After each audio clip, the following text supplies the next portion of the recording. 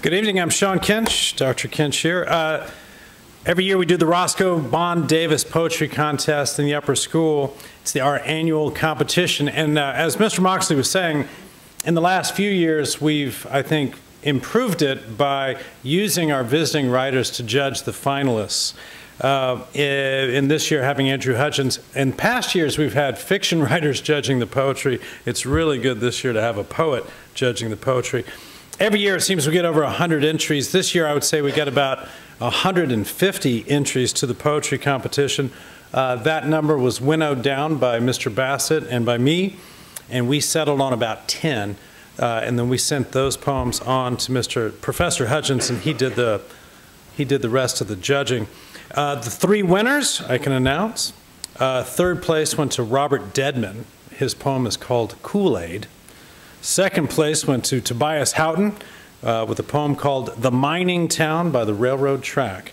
And first place this year went to Vincent Zhang, a poem called The Crafter. Each of them is going to come up in reverse order, so we'll start with Robert, then Tobias, and then Vincent. Please welcome now Robert Dedman.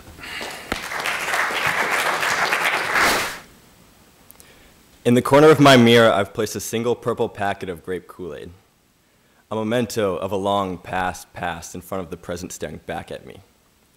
When the heart lub dubs fast, it pulls with vigor, a strong tug, but gravity's is often bigger and colder. Its vector's direction is not always correct. My reflection reflects its contention next to purple brand name powder. Gravity's power pulls with no sympathy, but our organs' urges are heavy and sticky. A chronic search and find puzzle with no word box ensues as you look for elusive light in the puzzling shade, cloudy and blurred. Mystic mirages muddle the mind, memories melt momentum, movement, motivation, and the heavy hunt towards meaning. Sightless, you switch senses, hear siren songs towards solace. You follow thoughtlessly till like all roads in Rome you arrive. Find light. Boulders turn to feathers, and you're happy when you remember. Childhood ends with personal discovery of passion. Adulthood should be pursuit, not comfortable conformity. Thank you. All right. A pickaxe slung across a work-bent back, scores of heavy boots sludging through gray soot. The frail, penniless boy watches barefoot. He watches his father's stern face smeared black, the color of hopelessness and dreams set back, of the fine fabric of the businessmen's suits, the men who hold the poor families put in the mining town by the railroad track. Crushing dreams, bitter from those they lack, under the shadow of greed's suffocating foot. But the boy is strong and holds his back straight. He guards his precious dreams with all his might. They won't be lost in the ashes' smoldering weight.